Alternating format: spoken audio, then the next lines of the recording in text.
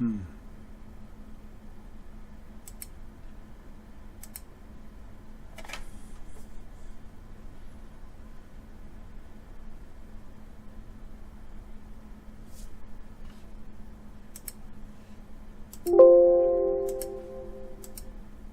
now bring this baby over here. Bring up the clock. Let's go back to where it all began.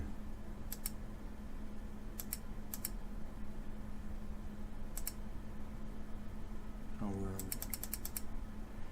are we? Alright. Wow, interesting.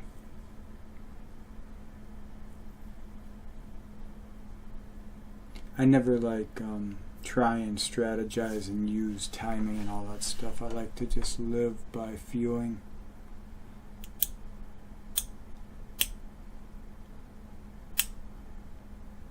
So if I were to analyze this chart, it's Capricorn rising, so Saturn is the chart ruler for this moment.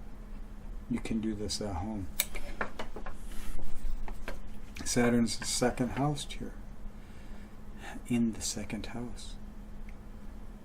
It is a sextile between Pisces and Capricorn. Saturn in Pisces, it's bringing spirit to form, shedding things, and revealing the bones, the structure, your foundation. What is that? Well, for me right now, it is about the belief of expression, of living your life and communicating that in a way that conveys meaning through feeling. Why? I don't know. But we've got this sextile with the chart ruler of this moment for me. Maybe where you're at, it's a different chart ruler, it most likely is. But you see there's a trine here between the South Node and Saturn.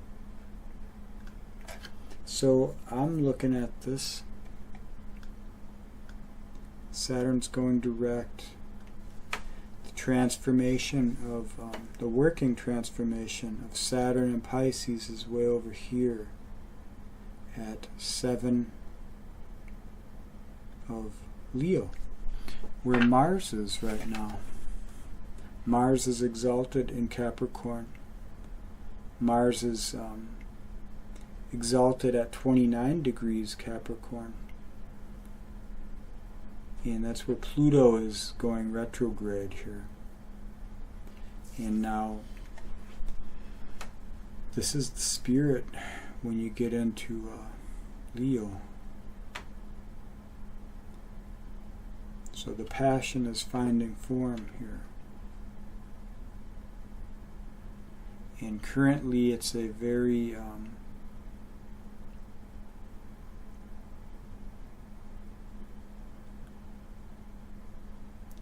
fleeting moment, because it's just happening between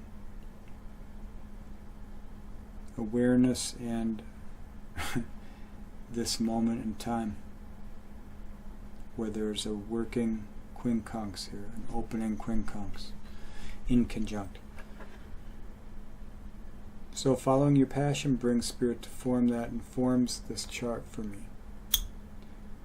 So I'm feeling into my passion for knowledge and sharing information and understanding emotions, meaning, applying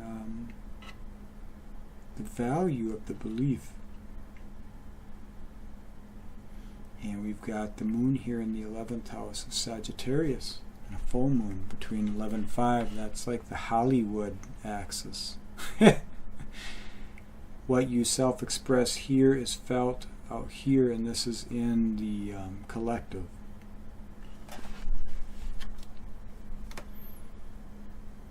Eleventh house. It's your vision, it's your dream, it's your friends, it's unity consciousness. It's the natural house of Aquarius down here, where Pluto is.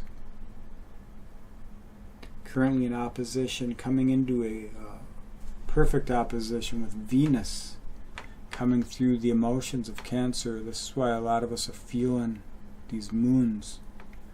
Cancer's got Venus here. She's exalted here, or pretty strong here, I guess. Favored. Well, with Black Moon Lilith here, we're coming out of a new phase, actually this is a balsamic phase conjunction with Black Moon. You know, what truly makes you feel good is individuating into a more whole, complete version of yourself. You know, the repressed anima. I think the anima is the feminine, I don't know. If I could see an anima and an animus, then I would know it. But reading the words doesn't stick with me.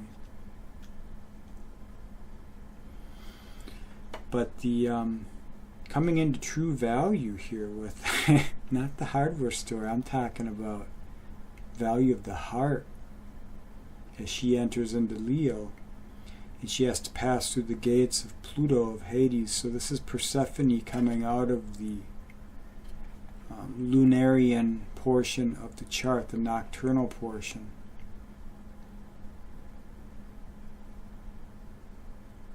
Into Leo. So with all this fire, Pallas Athena in a perfect trine with this full moon, divine wisdom, intellect, perception, to know the power and to handle it. Gifts coming through Virgo here, separating the wheat from the chaff, the dissolution of Saturn and Pisces, the ancestral flow of energy, I suppose. If you tune into the ancestors, you have gifts to express, to figure out, to take, to harvest, I guess. That's in transformation mode right here for me, but if you look at the house for you, you can apply the house meaning to that and deduce what it is. And there's a out of sign, well, there's a trine between air and earth, and then earth and earth, and then there's a square, the north node, to this Pluto who's going away, but the node is following. The node's going to catch up to Pluto squaring in aspect. First will be earth to earth, then fire to earth. So the body and then the mind, the spirit.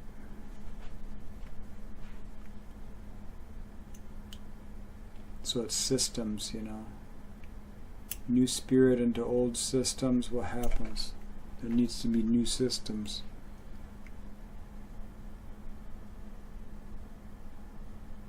And we got the square between North Node and Venus here. Something's tempering the spirit. There's a reason. Because true value is being gained, but also the world value is shifting as well. That's going to force people to find their true value.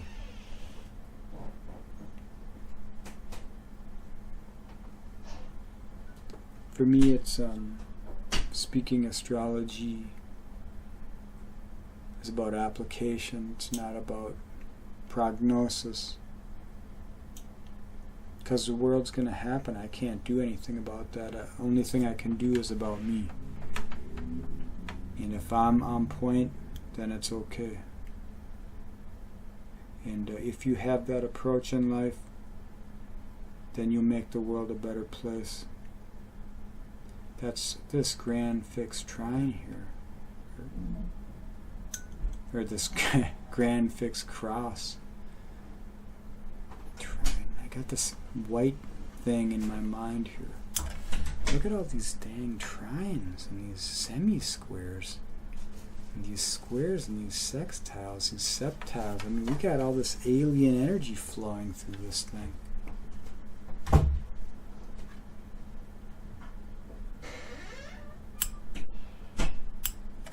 So I'm using the moment, communicating down here.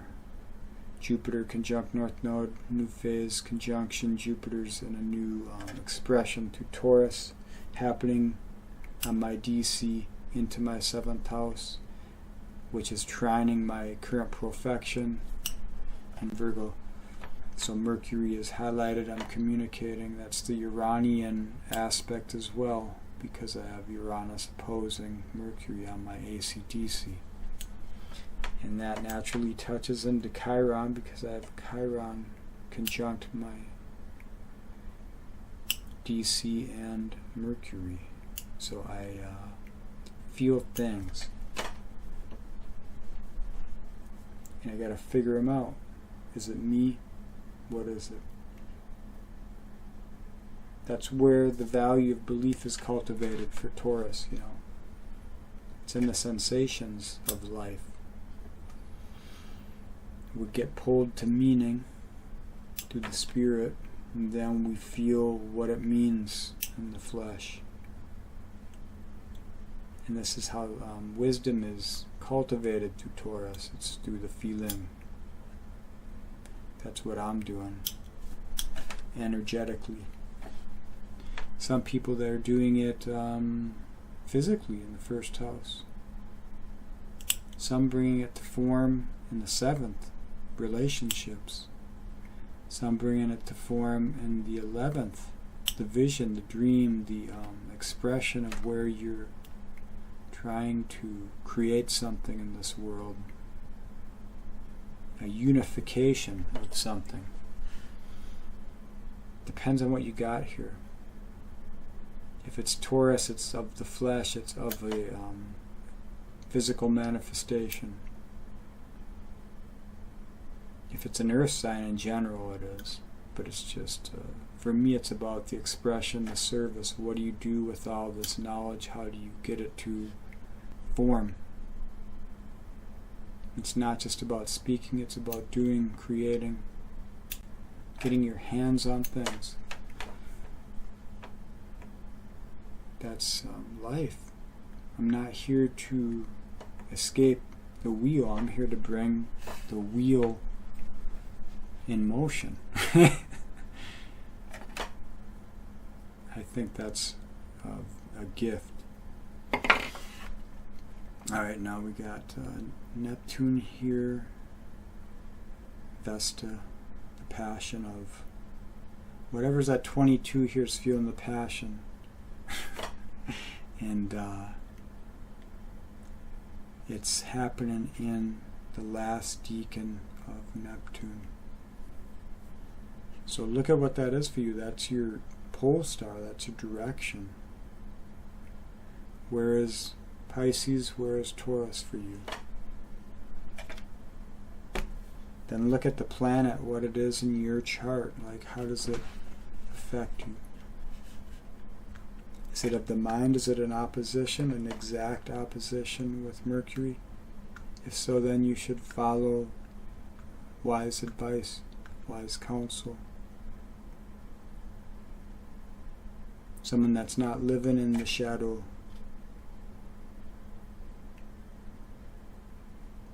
And if you can't find that in the world around you, you go within. You just follow the pole. Now if you have something over here on Leo, squaring this, what is denying the passion within yourself, your own ego, your own expression? It becomes choice when you find awareness, and this gives you the language. And you don't need a language, because life will give you the symbols through your relations and what you're doing. If it's an opposition, you're in stark contrast. You realize there's something that you want.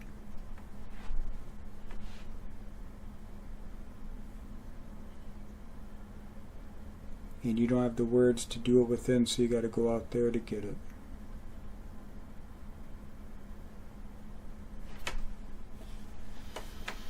There's all these ways you can decode this energy.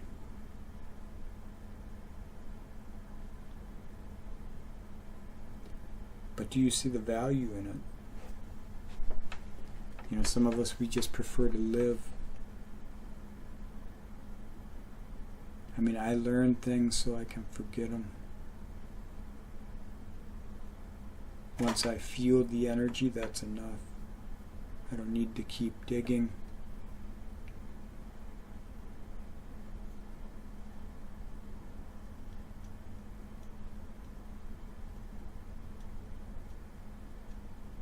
But when you do that kind of stuff a lot, you start to see patterns and systems, and you start to understand linear stuff. And then you have to climb back out of that and remember how to forget that. That's how you know the value of it, of life, of just a pure living of the life. That's transformation, the wisdom from Sag with Taurus here. And so Mercury is amplified because the Sun is here in Gemini. We're getting gifts over here through our application of the mind, of our voice, of what we are interested in, putting the hands to work into form, bringing heaven to earth. And it's being helped, assisted by Uranus here. This is a closing balsamic phase conjunction between Mercury and Uranus, so your mind is now operating at a different frequency, a higher, more impressed expression. And that's the application of the wisdom of Saturn here in Pisces, Saturn the old ruler of Aquarius, and now Uranus the modern ruler, with that square to Taurus in opposition to all this stuff that Mars is bringing up for us, and soon to be Venus, and currently Pallas, and probably a lot of other fixed stars and all sorts of stuff. Let's just simplify it a little bit. We don't want to get all nuts with it, although it's kind of fun. You get them all going.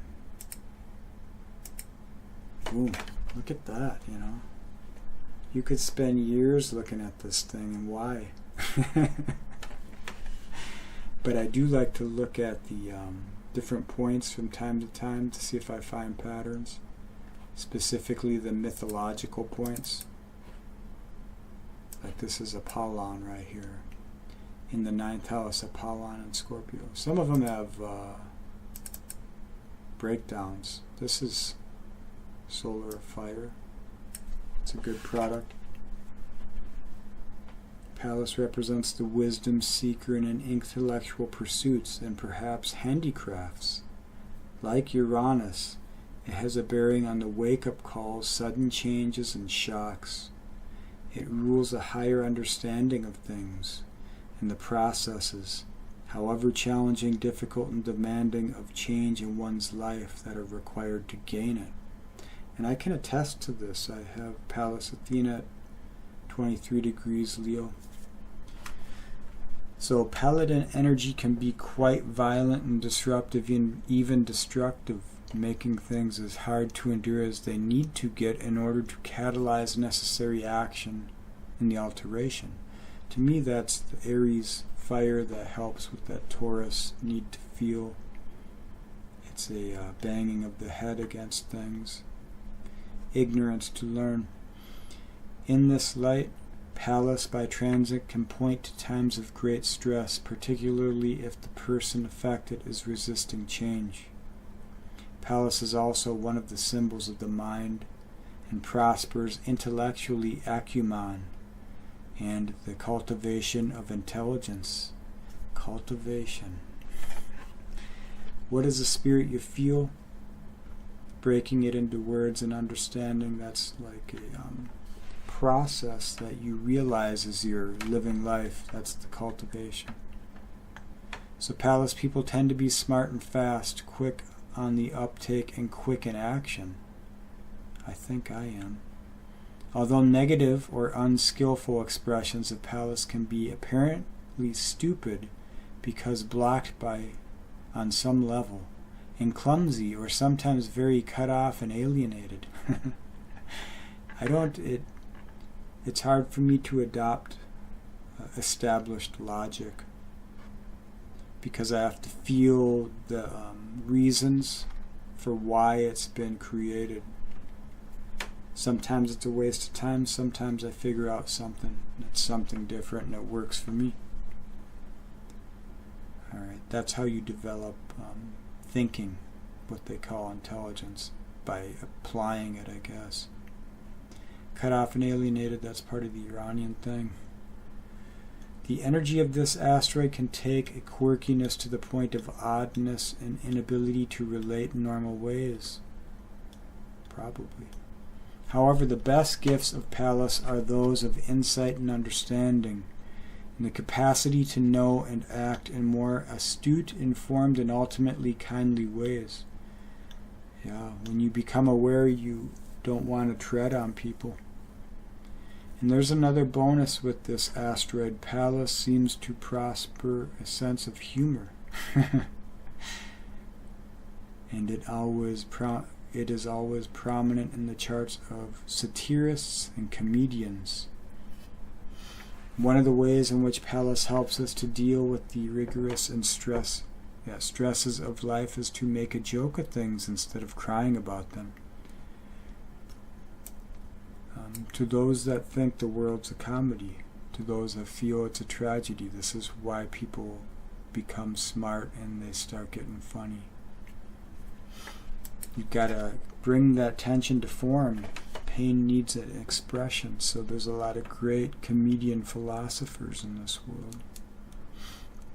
This means Pallas helps us all to become that much tougher as well as smarter, and helps us to laugh in the face of adversity while finding a skillful strategy to deal with the whatever life throws at us.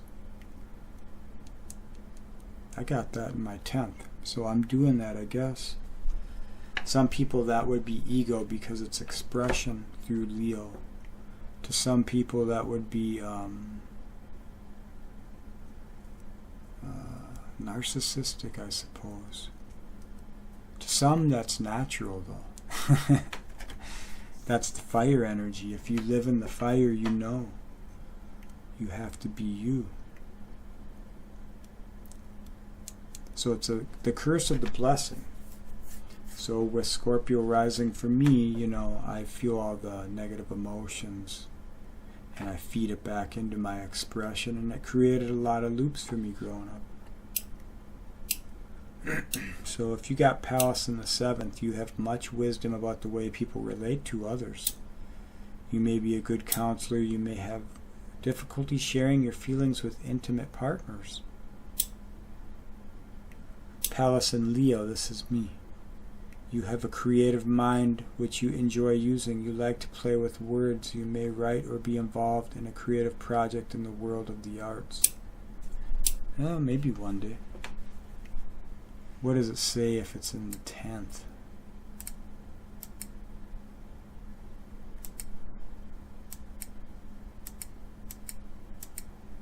Alright, dang, alright, finally. Pallas in the 10th. You are wise in your career. Yeah, this is like a fortune cookie here. You have the ability to plan and shape your own life direction. That's what I figured out. You have executive ability. Your career may involve the use of your creative talents. Oh, finally, I did IT for like 22 years, 22 and a half, because I was trying to figure out who I was. There's a lot of stuff to dig through,